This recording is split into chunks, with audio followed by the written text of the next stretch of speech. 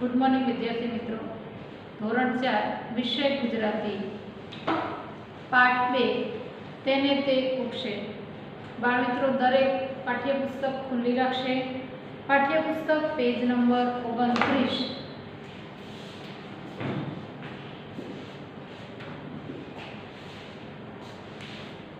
Page number 29 पर આપણે અગાઉ જે શૌર્ય અને ઋત્વિના જે આપેલું હતું તેમના ફકરાના આધારે વાક્યો, આ વાક્યો ઉપરથી આપણે તેમાં જે ભૂલ હતી તે શોધી હવે આપણે આ ફકરાના આધારે સંખ્યા, માપ અને ગુણ દર્શાવતા શબ્દો શોધીને ઉદાહરણ મુજબ જે કોષ્ટક આપ્યું છે તેમાં ભરવાના છે। जो पेज नंबर 29 पर तमने एक कोष्टक आपेलू छे जेमां छे वस्तुनुं नाम, संख्या, माप अने तेनो गुण। तो तमने उदाहरण स्वरूपे एक वस्तुनुं नाम छे तेमां झाड़ लखीने आपेलू छे। झाड़ એટલે કે વૃક્ષ। संख्या तो 1 2। माप तो एनु कोई माप छे नहीं। अने गुण तो ऊंचू वृक्ष ऊंचू छे ते तेनो गुण दर्शावे छे। આગળ છે ફળ। હવે ફળ છે તેને પણ ગણી શકાય ને। વૃક્ષ ઉપર ઘણા બધા ફળ હોય તો અહીંયા તેનું માપ ન હોઈ શકાય કે વૃક્ષ ઉપર ઘણા ઓછા અથવા તો વધારે ફળો છે। હવે અહીંયા છેલ્લે છે ગુણ। તો તેનો ગુણ શું છે? તો ઘણા ફળ મોટા હોય, ઘણા નાના હોય અને ઘણા કાચા અને પાકા હોય। બધા ફળ પાકા પણ ન હોય અને બધા ફળ કાચા પણ ન હોય। તો આ રીતે તમે કોષ્ટકમાં લખી શકો। આગળ નામ આપેલું છે ગાય, જે પાલતુ પ્રાણી છે।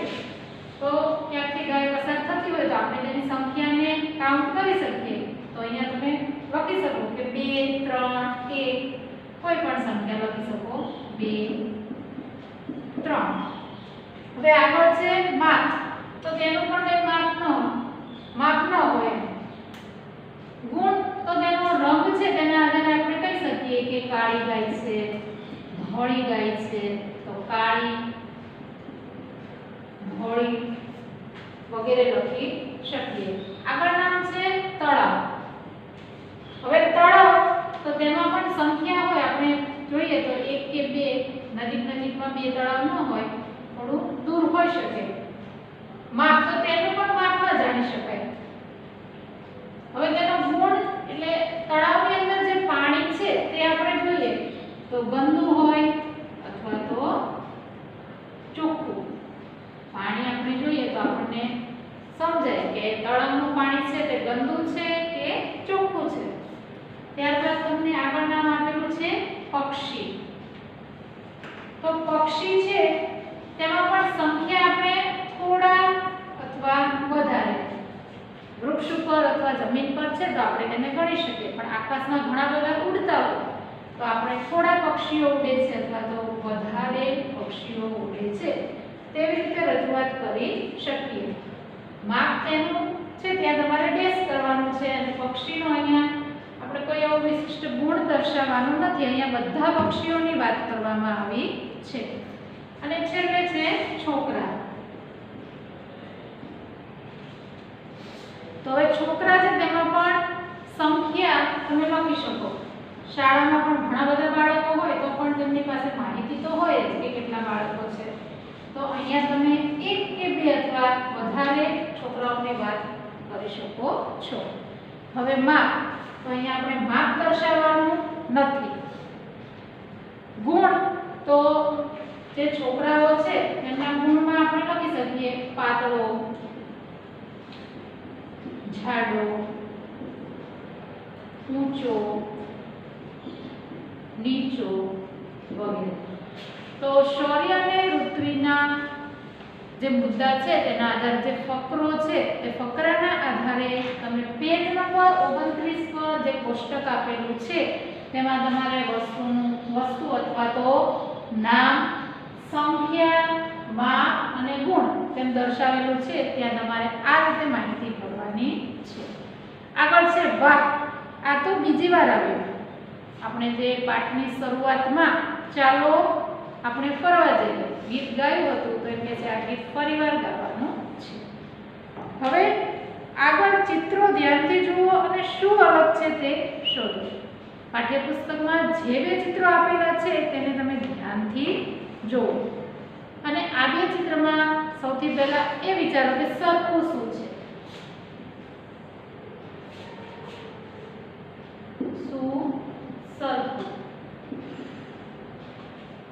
અને ત્યારબાદ શું જુદું. તો આપણે ચિત્રો જોઈએ તો બંને ચિત્રમાં સરખું શું છે તો બંને ચિત્રોમાં આકાશમાં પતંગ ઉડે છે. અહીંયા તમે લખી શકો આકાશમાં પતંગ ઉડે છે. બીજું શું સરખું દેખાય છે જુઓ તો બંને ચિત્રોમાં તમને ફળોની લારી જોવા મળે છે. તો ફળોની લારી છે. ત્યારબાદ બીજું જુઓ બંને ચિત્રમાં શું તમને સરખું જોવા મળે છે તો બંને ચિત્રમાં ઝાડ છે.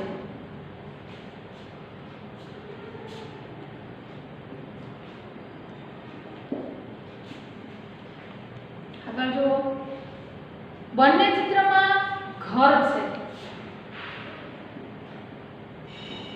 તો આ સરખાપણું છે. ચિત્રોને ધ્યાનથી જુઓ તો તમને બંને ચિત્રમાં આટલું જોવા મળશે. હવે આપણે જોઈએ શું જુદું છે એટલે કે અલગ છે.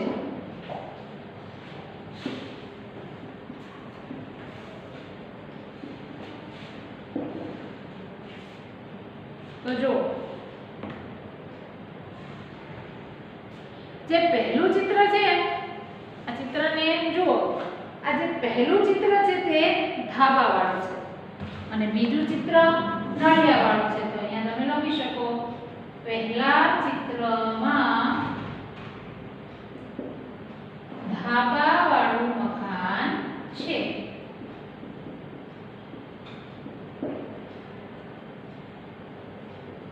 બીજા ચિત્રમાં નળિયા વાળું મકાન છે. બંને મકાન ઉપર જો જે ધાબા વાળું મકાન છે ત્યાં બાળકો ધાબા ઉપર ચડીને પતંગ ચડાવે છે અને જે નળિયા વાળું મકાન છે તે ચિત્રમાં તમે જુઓ તો બાળકો નીચે જમીન પરથી પતંગ ઉડાડી રહ્યા છે. તો તમે આ પોઈન્ટ પણ લખી શકો કે પહેલા ચિત્રમાં બાળકો ધાબા પર પતંગ ઉડાડે છે અથવા તો ચગાવે છે.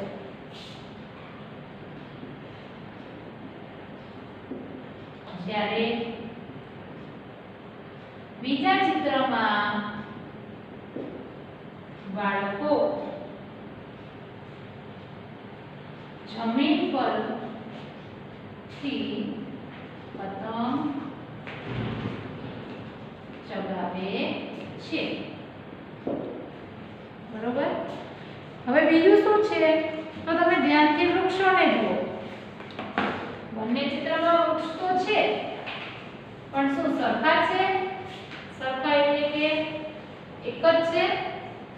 જેમ કે લીમડાનું હોય તો શું બંને ચિત્રમાં લીમડાના વૃક્ષ છે? આંબાનું છે તો આંબાનું જ છે?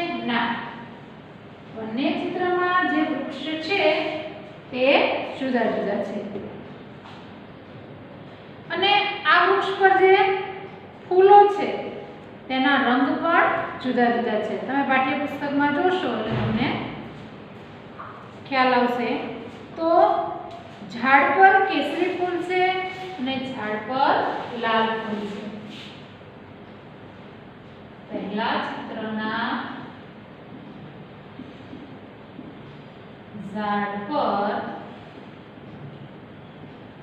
કેસરી ફૂલ છે અને બીજા ચિત્રના ઝાડ પર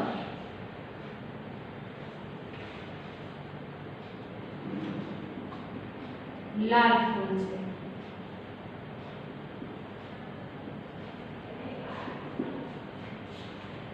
હવે આગળ જુઓ,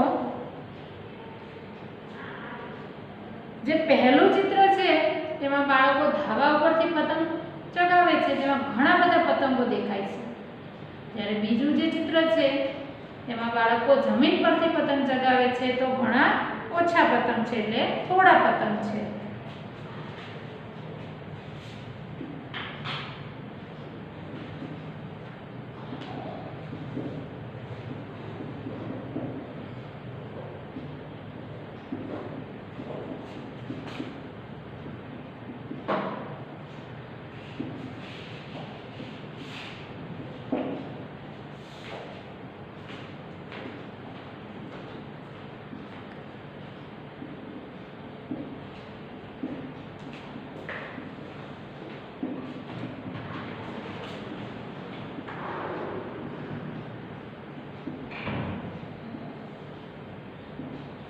હવે પહેલું ચિત્ર જુઓ, તેમાં તમને કેટલા બાળકો દેખાય છે?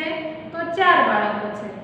જ્યારે બીજા ચિત્રમાં 3 બાળકો છે. તમે આ મુદ્દો પણ લખી શકો કે પહેલા ચિત્રમાં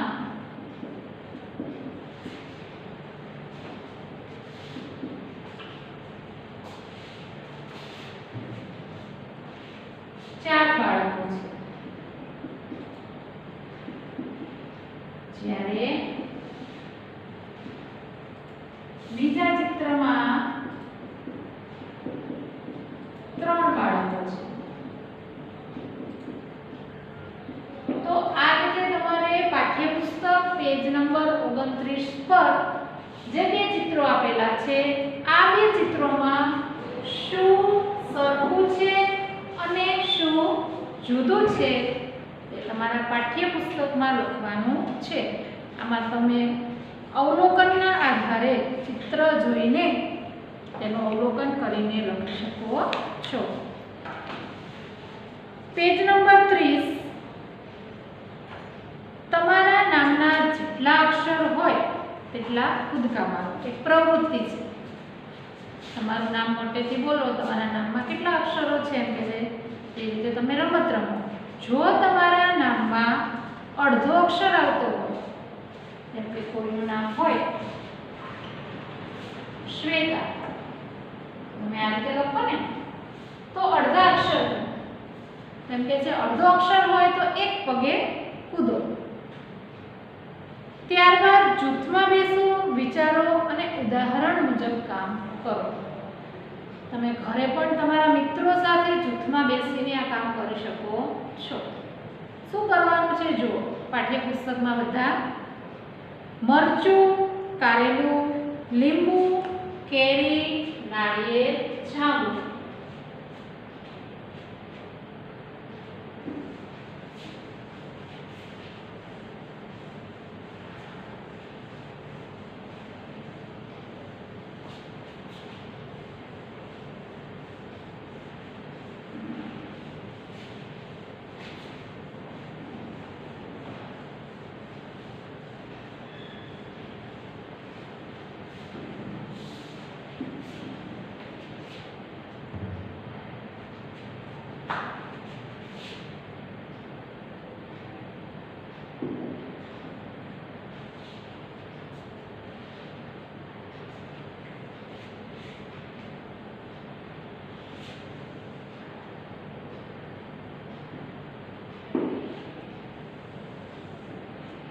મરચું છે તેમાં સંખ્યા આપી છે 4, માપ છે લાંબુ અને ગુણ છે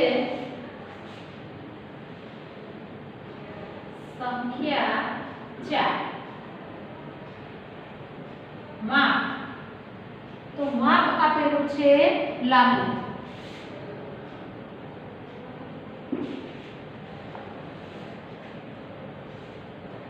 અને તેનો ગુણ છે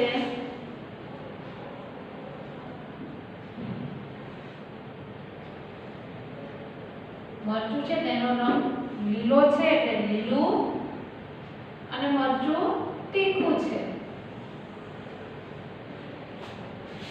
હવે અહીંયા લખેલું છે 4 મરચાં,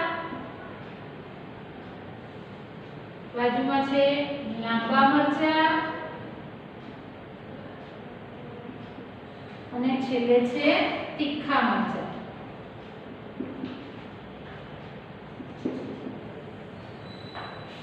હવે આના આધારે તમને વાક્યો બનાવીને આપ્યા છે. કેવા વાક્યો છે? જો મમ્મીએ 4 મરચાં ધોયા.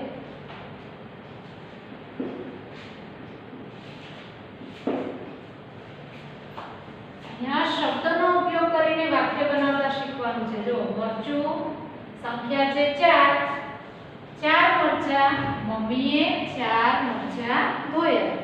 હવે આગળ જો બીજામાં શું છે તેનું માપ આપેલું છે કે લાંબુ, તો લાંબા મરચાં. તો હવે વાક્ય બનાવીશું. મમ્મીએ શાકમાં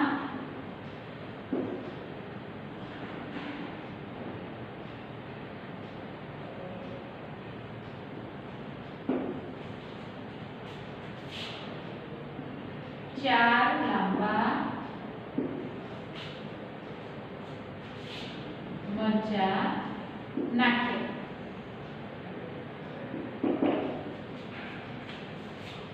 મમ્મીએ શાકમાં 4 લાંબા મરચાં નાખ્યા. હવે આગળ છે તીખા મરચાં. તો છેલ્લું જે વાક્ય છે તે જુઓ. મમ્મીએ શાકમાં 4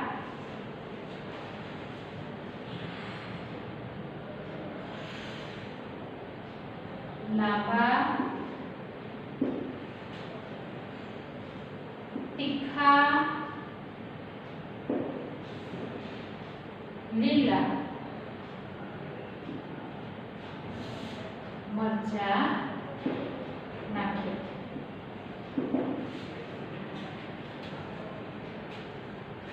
જોયું?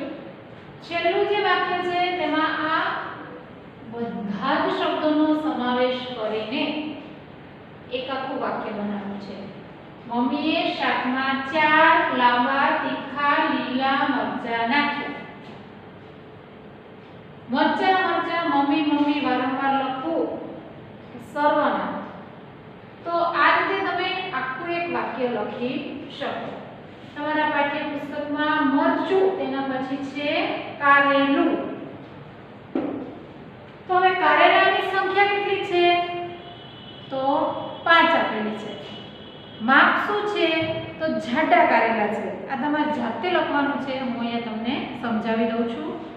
કારેલાનો ગુણ તો બધા જાણો જ છો કે કારેલું કેવું હોય છે? કડવું હોય છે. બરોબર?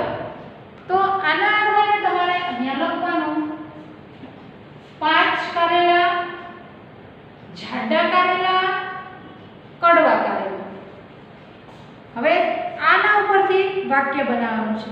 કેવું વાક્ય બનાવશો? તો મમ્મીએ 5 કારેલાનું શાક બનાવ્યું. પછી તમે શું લખો? મમ્મીએ 5 જાડા કારેલાનું શાક બનાવ્યું.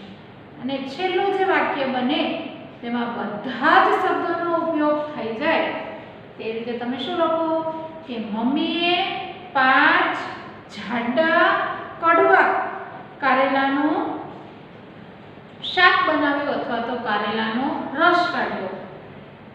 તો આ રીતે તમારે આઈ બુકમાં જે પ્રમાણે છે તે પ્રમાણે આ આખું કોષ્ટક પૂર્ણ કરવાનું છે.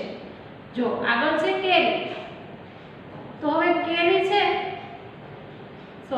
લીંબુ છે લીંબુ. તો સંખ્યામાં તમે કોઈ પણ લખી શકો, 1 2 3 વધારે પણ લખી શકો. માપ તો લીંબુનું માપ અહીંયા સમજાવ્યું છે કે ગોળ છે. ઘણીવાર લંબગોળ પણ હોય છે લીંબુ. તેનો ગુણ કેવો છે? તો લીંબુ ખાટું છે. તો આના આધારે પણ તમારે આ રીતે વાક્યો બનાવવાના છે. છેલ્લું જે વાક્ય બનશે તેમાં જે બધા શબ્દો છે તેનો ઉપયોગ કરવાનો છે. કઈ રીતે? તો મેં 2 લીંબુનું માપ રાખ્યું છે, તો હું લખી શકું 2 ગોળ ખાટા લીંબુનો શરબત બનાવો. આગળ છે કેરી, તો સંખ્યા છે 4, વધારે પણ લખી શકો છો. માપ છે ગોળ કેરી, કે કેરી ગોળ ન હોય, ઘણીવાર કેરી પણ લંબગોળ હોય છે, તેનો આકાર ગોળ જ છે તેવું આપણે કહી શકીએ નહીં. ગુણ, તો ગુણ કહી શકીએ કે કાચી છે તો ખાટી છે, અને પાકી છે તો મીઠી અને મધુર છે. અને કેરીની પણ ઘણી બધી જાતો છે, એટલે કેરીનો આકાર આપણે દોરી શકીએ કે આ રીતે કેરી છે, અથવા તો આ રીતે પણ હોય છે ઘણીવાર. પણ તેનો આકાર ન લખી શકીએ. હાફૂસ કેરી છે તો આ રીતે મોટી પણ હોય છે, તો તમે કેરીનો આકાર લખી શકો નહીં. ઉપરથી પણ આપણે આ રીતે દોરી શકીએ. ઘણીવાર આ રીતે પણ તમને કેરી જોવા મળે છે. આગળ છે નાળિયેર, તો નાળિયેર છે તે લંબગોળ છે, તેનો ગુણ તો સ્વાદિષ્ટ છે, તેનો સ્વાદ ખૂબ જ સારો લાગે છે, મીઠો લાગે છે. આપણે ટોપરું જેને કહીએ છીએ, મોઢામાં નાખીએ તો આપણને સરસ લાગે છે. જાંબુ, તો જાંબુ નાના અને મોટા માપના હોય છે, ઘણીવાર નાના હોય છે અને ઘણીવાર મોટા હોય છે. સ્વાદ, તો ખાટા મીઠા, ઘણા જાંબુ ખાટા હોય છે સ્વાદમાં અને ઘણા બધા મીઠા હોય છે. તો આ રીતે તમારે આઈ બુકમાંથી જોઈને આ કોષ્ટક પૂર્ણ કરવાનું છે. આગળ છે શિક્ષક પાસેથી કવિતા સાંભળો, ઝીલગાન કરો અને ત્યારબાદ જાતે પણ ગાઓ. તો હું અહીંયા અત્યારે કવિતાનું પઠન કરું છું, તમે ઘરે તમને ગાતા આવડે તો ગાજો અથવા તો વાંચજો. બરાબર? મારે પૂછવા છે 1-2 સવાલ. અહીંયા જુઓ, તમને ચિત્રમાં કંઈક પૂછવાનું મન થાય તે રીતનું તમને એક રમૂજી ચિત્ર જોવા મળશે. મારે પૂછવા છે 1-2 સવાલ. મમ્મીને પહેલેથી લાંબો આ ચોટલો ને પપ્પાને માથે કેમ ટાળ? એટલે છે મને મનમાં એવું થાય છે કે મમ્મીના માથા ઉપર આ લાંબા વાળનો કેવો ચોટલો છે અને પપ્પાના માથા ઉપર કેમ ટાળ છે? મારે પૂછવા છે 1-2 સવાલ.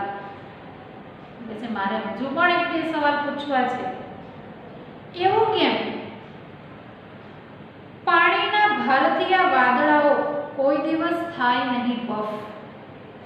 વાદળા, અત્યારે ચોમાસાની સિઝન છે, ઋતુ છે, તો આકાશમાંથી વાદળ વરસે એટલે ધરતી પર વરસાદ આવે, તો વાદળામાં પાણી છે એમ કે છે.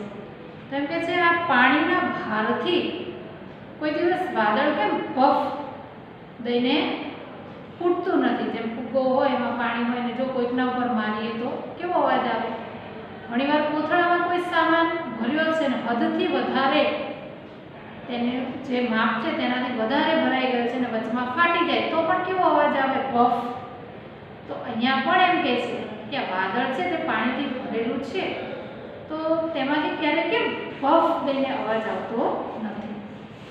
આખો દી પાણીની સાથે એ રમે એને થાય નહીં શરદીને કફ. કે જે વાદળા છે તે તેની અંદર પાણી ભરેલું છે, તો કે છે વાદળ પાણી સાથે આખો દિવસ રમે છે. દી એટલે દિવસ, આખો દિવસ રમે છે, તો આ વાદળા છે એને કેમ શરદી અને કફ નથી થતો? આપણે તો ચોમાસું આવે, વરસાદ આવે, બહુ ગમે વરસાદમાં નાહવું, પલળવું, પણ જો વધારે વાર નાહીએ કે પલળીએ તો આપણા વડીલો અથવા તો આપણા મમ્મી પપ્પા તરત આપણને એમ કે ઘર આવતા રહો, શરદી થઈ જશે, કફ થઈ જશે, ઉધરસ થઈ જશે. તો કે છે આ વાદળાને કેમ શરદી અને કફ નહીં થતા હોય? પેન્સિલ આ રોવા કેમ માંડતી નહીં હોય જ્યારે સંચો ઉખાડે તેની છાપ? બાળ મિત્રો, તમે પણ વર્ગમાં હો ત્યારે પેન્સિલને સંચાથી છોલીને અણી કાઢો છો અને પછી લખો છો. તો બાળક છે તેના મનમાં એવો વિચાર આવે છે, એવો પ્રશ્ન થાય છે કે સંચો પેન્સિલની છાલ ઉખાડે છે તો કેમ પેન્સિલ કોઈ દી રોતી નથી, કેમ રડતી નથી? તેને કાંઈ દર્દ નહીં થતું હોય? મારે પૂછવા છે એક બે સવાલ, કે મારે હજુ પણ એક બે પ્રશ્ન પૂછવા છે. સવાલ એટલે પ્રશ્ન. મમ્મીને પહેલેથી મસ્ત મોટો ચોટલો ને પપ્પાને માથે કેમ ટાળ? મારે પૂછવા છે એક બે સવાલ. ઝાડમાંથી પાંદડાઓ ખરવા કેમ માંડ્યા? શું પંખીએ કરી હશે કીટા? પાનખર ઋતુ આવે અને વૃક્ષ ઉપરના જે પાંદડા હોય તે ધીમે ધીમે ધીમે કરીને ખરી પડે છે. એટલે મને એવું થાય છે કે આ પાંદડા કેમ ખરવા લાગતા હશે? શું પક્ષીઓ વૃક્ષ ઉપર બેસે છે તે બધા પાંદડા સાથે કીટા કરતા હશે? આપણે તમે પણ બાળકો છો તો ઘણીવાર તમારા મિત્રો સાથે તમને ન ગમે, એક ઝઘડો થાય એટલે તરત તમે કહો છો ને તારી કીટા. પછી થોડી વારમાં પાછા આપણને એની કંઈક વાત કે તે આપણને બોલાવે તે ગમે એટલે આપણે પાછા શું કહીએ? તારી બુચ્ચા. તો અહીંયા આ જે બાળક છે તેના મનમાં પણ એવો પ્રશ્ન થાય છે. રોકેટ પણ નીકળે છે આકાશની પાટી પર કદી કદી તાણવાને લીટા. એમ કે છે રોકેટ આકાશમાં ક્યારેક ક્યારેક તેને જોવા મળે. રોકેટ જાય એટલે પાછળ કેવું સફેદ કલરનું એકદમ લીસોટો હોય તેવું લાગે. તો અહીંયા એમ કે છે રોકેટ પણ ક્યારેક ક્યારેક જોવો ને તો એમ લાગે કે આકાશ છે તે આખું એક પાટી છે, સ્લેટ છે અને તેના ઉપર રોકેટ છે તે લીટો તાણે છે. પર્વતથી ખેતરને જોઉં ત્યારે લાગે કે કોણે પાથરિયા રૂમાલ. એમ કે છે ક્યારેક ઊંચો પર્વત હોય તેના ઉપર ચડવું અને જોવું તો મને જમીન પર ખેતરો છે તેમાં જે વનસ્પતિ ઉગી છે, અનાજ ઉગ્યું છે તે મને કેવા લાગે? જાણે કોઈએ એક રૂમાલ પાથર્યો હોય લીલો તેવા લાગે. તમે પણ ક્યાંક પર્વત ઉપર જેમ કે ચોટીલા છે, પાવાગઢ છે ત્યાં જાઓ અને પછી નીચેનું જુઓ તો તમને કેવું લાગે? નાનું નાનું. ઘરો પણ કેવા લાગે? જ્યારે તમે ચિત્ર દોર્યું હોય ને એવડી સાઈઝના લાગે. તો અહીંયા આ બાળકને પણ એવું થાય છે કે હું પર્વત ઉપરથી જોઉં ને તો આ ખેતર મને એક રૂમાલ પાથરેલો હોય તેવા લાગે છે. મારે પૂછવા છે એક બે સવાલ. મારે હજુ પણ એક બે સવાલ પૂછવા છે. બાળમિત્રો મજા આવે ને તો તમારે પણ આ કવિતાનું ગાન અથવા તો પઠન કરવાનું છે. આ કવિતાના આધારે જે પ્રશ્નો છે તેની ચર્ચા આપણે હવે પછીના લેક્ચરમાં કરીશું. ત્યાં સુધી આવજો.